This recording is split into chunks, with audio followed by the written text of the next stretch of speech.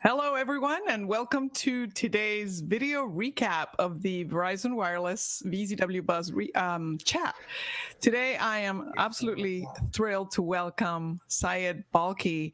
He is the person I go to when I have any question regarding in upping up your game on social media, or you're a blogger, or you're thinking about starting a blog. It doesn't matter where you are on the process. Syed has some great advice. And so thank you so much for joining us today, Syed. Welcome.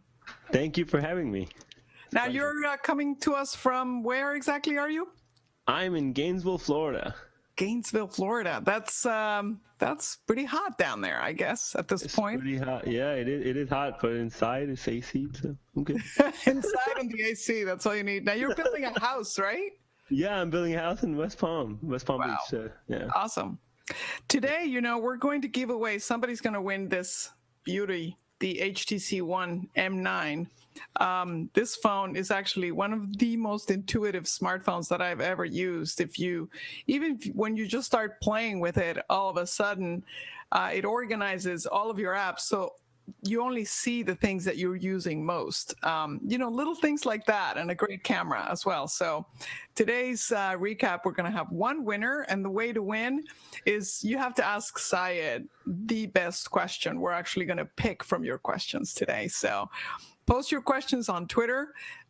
We will read those out to Syed, and somebody's going to win. So we're going to be here for another 10 or 15 minutes. And thank you to Verizon Wireless for sponsoring this recap. So, Syed, let's just say that our audience is basically savvy on Twitter, right? They have a good experience. They use it. What would you say are some of the things that they can be doing to gain followers and gain influence and just expand their communities, say, for example, on Twitter? So number one thing on Twitter is to network with users. If you want to find people who are in the specific interest group, you just go on the Twitter search.twitter.com and type whatever hashtag, whatever keyword that you are trying to build yourself up as an authority or as an influencer, and see who are some of the other influencers in that space, who are some of the other people interacting with those influencers, and just join the conversation. Twitter is just a party, so you just join the conversation, start engaging with people, and then see what are some of the articles that trend on those hashtags. What are the type of content that people are liking? And then you just go and start finding and sharing those same content.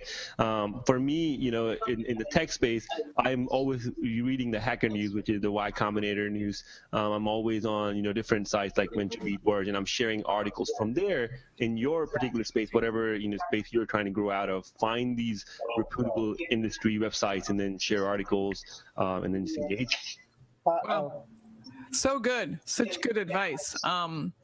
Because really it's supposed to be interactive, right?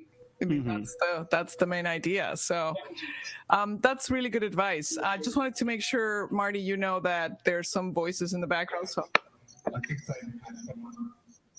Oh, okay.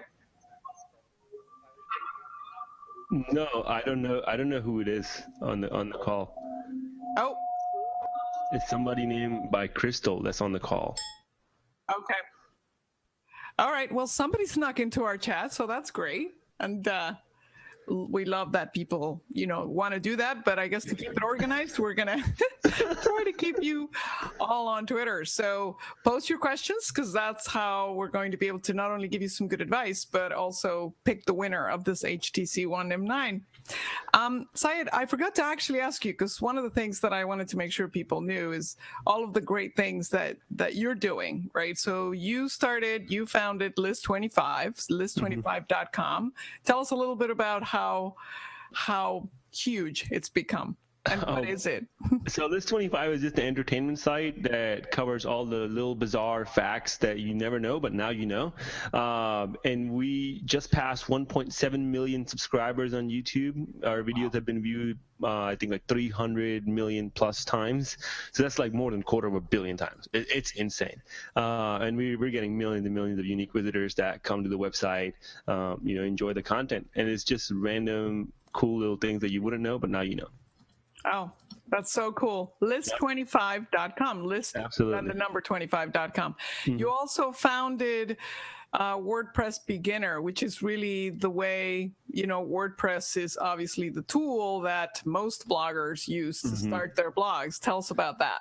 So WP Beginner is the largest free WordPress resource site, and it's literally free. You have a question about WordPress, you type it in, there's usually an answer there, and you learn how to take your blog to the next level. And we have tutorials, beginner's guide tips, and etc. A new article comes out there Monday to Friday. This is the largest one in the industry, and it's one of the projects that I'm really proud of, because it helps so many people get started, whether they're small businesses, individual bloggers, and even experienced users come to the website. Yeah, this is true. It's just a great tool if you're thinking of getting started, and you've heard about WordPress. You can pick a template, but then WP Beginner is a tool to really help you, do everything. So it's an A to Z of all things you need to know, right? Yep.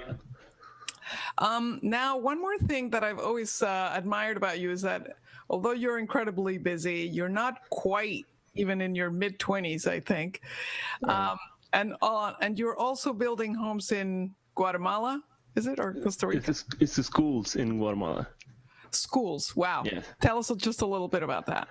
So I work with a charity called Pencils of Promise that bring education, elementary and primary education to remote areas where kids do not have access to education, and just to empower them and for the betterment. I think one of the most sustainable way of giving is through education. When you have the next generation educated, they have more opportunities that opens up, that allows them to improve their life, their livelihood of their parents, their family members, and the entire community in general. So Pencils of Promise is a great charity. Go check it out. Yeah, that's very cool to know. And maybe Marty, you can give us a little screenshot of that. That'd be great. It's true. We should all think about the importance of educating everyone, because they're going to be taking care of us. Yep. We're going to be taking care of each other. And that's such a great cause. So I've always admired that somehow you find time to do, you give your time and your effort, and I'm sure some of your funding to that great cause. So I'm grateful that you can do that. Thank you, Marty, for sharing that screen. One of the things that I wanted to also ask you, there's quite a few questions coming down on the stream in terms of just overall, say, for example, you have a presence on Facebook and you have a Twitter account and you have your blog. What are some of the things that you think people can do to be innovative, right? To really, not do the same thing. People sometimes feel they're talking to themselves or their blogs aren't reaching enough people. But I'm sure you could give us some tools that would take blogs and our overall content to the next level. Absolutely. So the number one thing I recommend doing is repurposing your content. So the rookiest, the most beginner mistake any blogger would make is they write a content, they do all the hard work, write a content, publish it, share it once or twice the same day, and then they leave it to die in your blog's archive. And you're not getting the maximum amount of exposure for the amount of work that you have done. So what I do is I repurpose that content in various ways. One, I schedule it to go out to my audience at multiple times, not the same day, but also 2 days later, a week later, even a month later, because those articles are good to go. So you can use a tool like Buffer in combination with Bulk Buffer, or you can use this really neat app called CoSchedule that automates a lot of that process. Now let's come down to repurposing the content a little bit. You can repurpose like a blog post into a PDF. Okay, and then you can share that specifically with your email subscribers. You can take that same blog post, turn it into a podcast or a YouTube video where you're talking about that specific subject. And now you've taken the work that you've already done and you're going and tapping into an entirely new network, which, by the way, YouTube is the second largest search engine in the world and second most trafficked website in the world as well after Google. And Google gives it a lot of love in search engine rankings as well. So that allows you to expand your audience. And now with Facebook putting so much focus on video, you can even take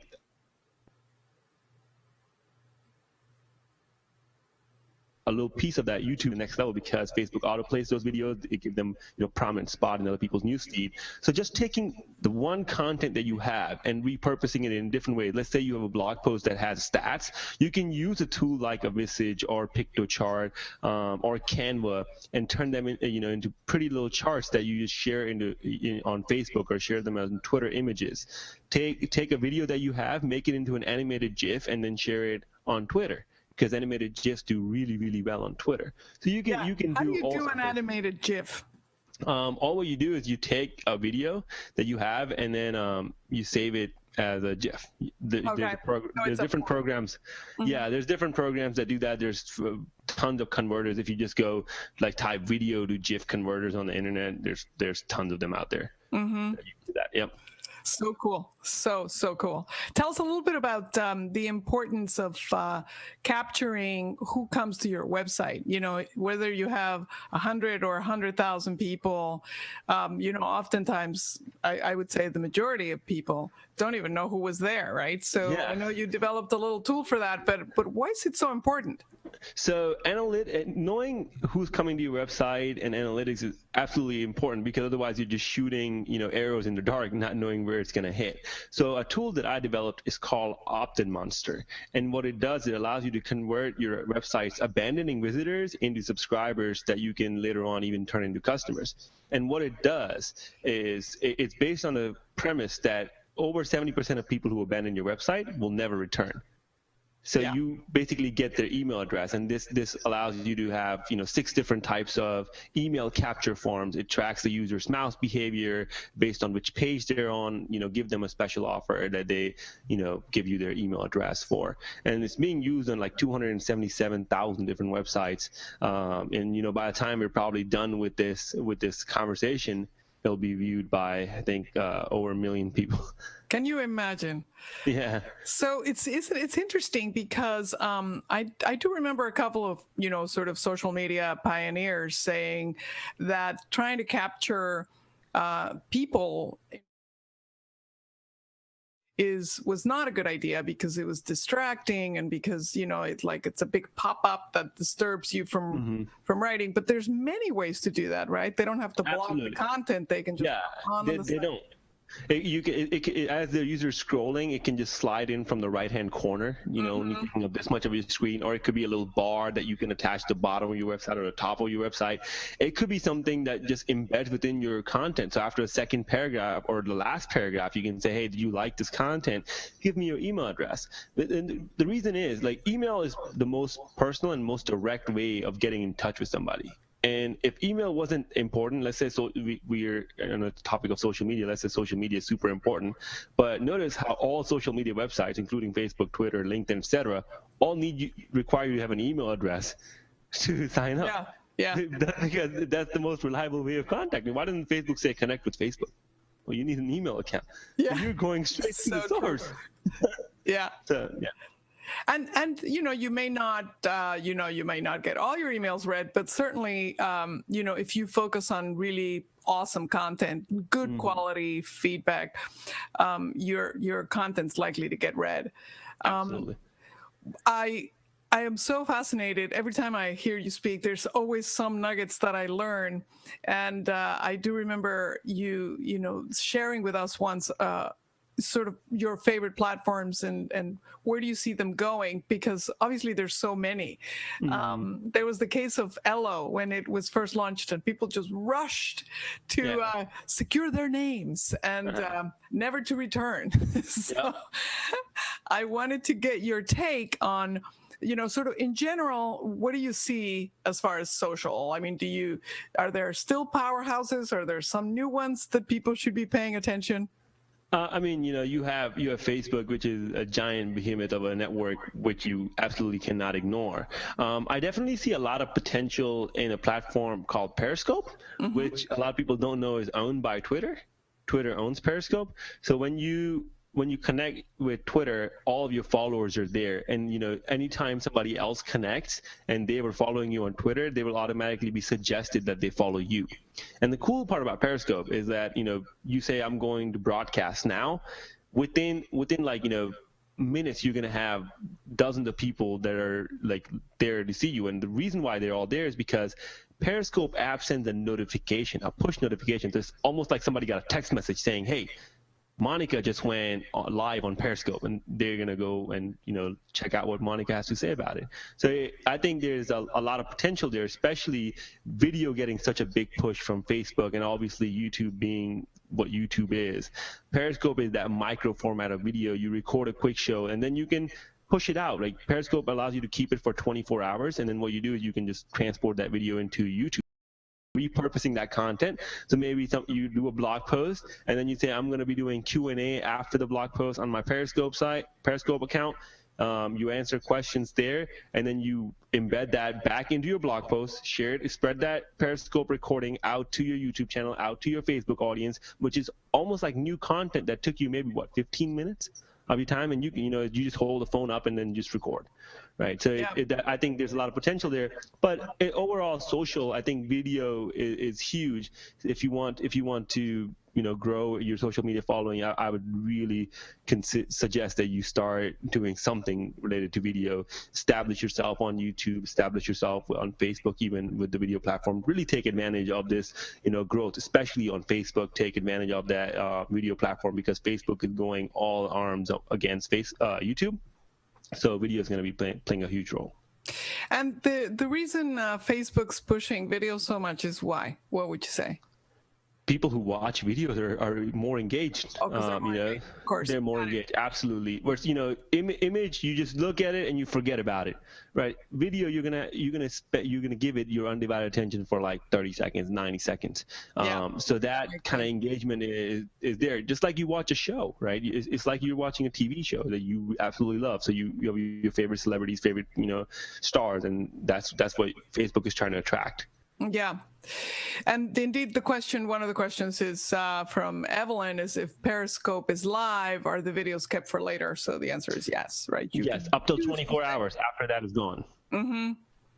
Right. So after 24 hours, they're gone, but can you download them or save them in any way? Yeah. You should save them on your phone, and because your phone is not going to have unlimited space, you should be uploading it to cloud, whether it's Dropbox, whether it's Google Drive, and then as soon as it's up there, sync it out to your YouTube account or your Facebook video account, where you can later download that video if you need to, but you can remove it from your phone storage. There's it's an interesting question here for you from Saving Trees Dad. Mm-hmm. What topics do you think get the most attention from people on social media? Oh boy, controversy does really well. Yeah. but I think anytime you're sharing a list of resource, tends to get a great bit of attention, whether it's a list about development resource, or like a list of knitting resources, or a list of cooking recipes. Whatever your thing is. Recipe. Anytime you can do a list.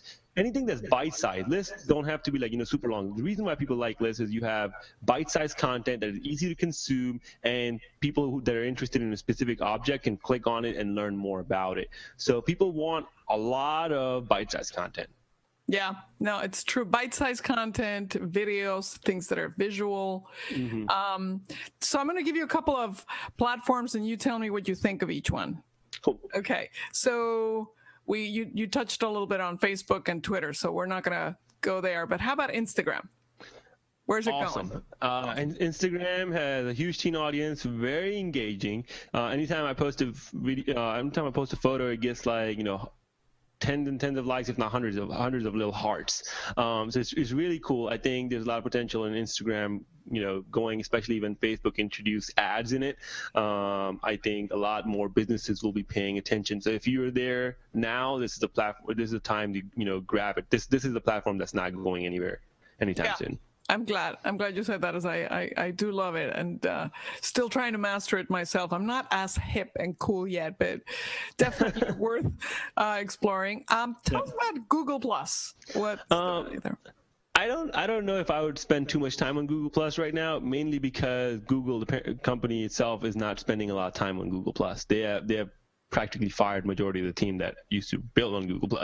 The only advantage right now that I can see is that it's indexed in Google, so it may have some SEO benefit. But other than that, we're not really focused on engaging on Google+ anymore. Mm-hmm. Yep. So it's the whole indexing that Google would favor things you put on Google Absolutely. Plus and would be searchable. Got it. Mm-hmm. Okay. And then you talked about Periscope as one of the exciting new apps, and people can realize that you don't have to actually video yourself. You can actually just video what you're doing, and it doesn't have to be about you. It can be video about other things like your new smartphone. It could be a video of your computer screen. I've seen people doing a video of their computer screen where they're showing them other people how to do something. It's just like screenshot of their website. Yeah, that's right. That's right. Like instead of join.me now or tools like that, or you can Periscope and say, here's what I'm looking at. Yeah, absolutely. People are doing it. Believe it or not, like there's people doing it. People are even like recording, syndicating their entire webinars, by the way. People are streaming their webinars on Periscope. Oh, that's so cool. Yeah, that makes sense. Yep. There's a question on Vine. What do you think about Vine? I haven't personally used Wine, so I don't know what I can say about Wine, but I haven't personally used it. I know some people who use it and they get insane amount of replays on their wines. Certain people are actually monetizing wines where brands are talking, telling them to, hey, talk about our stuff, and kids making like hundreds of thousands of dollars. I think there's stories about them in Business Insider and stuff. I haven't personally played with Wine as much. Yeah, Vine is I did one Vine when it first came out, and then I was like, okay, no, I'm not sure how to do this one. But not yet. Now I'm going to ask you a question about say someone, successful influencer, trying to really just up their game as far as, attracting brands or working with other companies that can help monetize their activity, and all their time investment in particular. What would you say? Well, one, you need to have a good sheet, like a brochure of who is your audience, what kind of value can you add to a specific business, right? And then you need to approach the businesses. A lot of time what happens is you're an influencer and you reach out to the business, hey, would you be interested in sponsoring me? Or some people don't even do that. They just sit there and wait, and in those cases they never get any kind of business. But when you're reaching out to a larger company, say, here's my audience, I think it's a perfect fit for your audience. You have to do research on that company and your audience has to match, and then you reach out to them and you're most likely going to close the deal depending on how good of a salesperson you are. So that's the number one thing, especially for power users. Now, one of the things that I personally have found that would help a lot when you're doing it is to start building some sort of relationship with people who are in that company, where you're just exchanging tweets with them, you're following them, you're engaging with them. So when you are ready to present them with your pitch, you at least have some sort of social credibility rapport with that individual brand. So as a power user who's looking to get more brands, I would definitely do that. Yeah, great advice. Well, this 23 minutes have gone by so quick. It's one of our longest recaps. As usual, you are so generous with your thoughts and your advice, and I've made some notes. I'm going to send them to you, and so I can post it for everyone, because there's a lot of questions coming down the stream. Yep. But I think it's going to be time to definitely give away our prize. The only other thing I know is a couple people asking about brands and relationships with brands. Make sure you put that in your About Us page. About Us page on your website is going to be the most read, the best read page on your site. And just make sure that that's it's a good, strong statement of as Syed says, about your audience and about your ability to help a brand connect them to your audience. And so make sure you do it there as well. So what do you think? What are you still using the Droid Turbo? Oh yeah, that's my favorite phone right here. The amount of battery life it gives me, I don't think anybody else is comparing up to it. It's pretty fast. I just got my second update on it. I got an update I think a week ago, and I got another update today. And I've obviously went into the developer thing and speed it up even more. So it's pretty good. Oh, I'm so excited to hear you're still loving your Droid Turbo. It's Motorola will be very happy to hear it. Oh yeah, yeah. Yeah, this is my third droid. This is my third droid. Is it your third droid? What I love about the droids that nobody else has replicated is the fact that once you say you type something in a different language, it learns that. So the autocorrect is always going to give you that option. So you know, if you do the Spanglish thing, for example, like I do all the time, the Droid Turbo actually learns those words. And if you actually step back typing something when you text, it'll give you back what you originally typed. And I just love that. It saves you time. It's smart. Some of the little things that just really make that device a very smart one. So. Absolutely. There's like Moto Connect, and since me and my wife both have Motorola phones, you know, it makes it really easy to swap photos and backup things and send each other different files, whatever. Makes things really easy. Oh wow, that's a good point. Yeah. So how's the lovely Amanda? She's doing great. Great. Yeah. Well, give her a big hug for me, and thanks again so very much, Syed. We're going to announce the winner, and the name is My Serene Life blog. That's a great name. I hope you do have a serene life. I'm going to post it on Twitter, and Misty's going to collect all of the shipping information. And thank you so very much, everyone. This HTC One and M9 courtesy of Verizon Wireless. And thanks again, everyone. We're going to see you again next week. Thanks again, Syed, so much. Thank you for having me, Monica.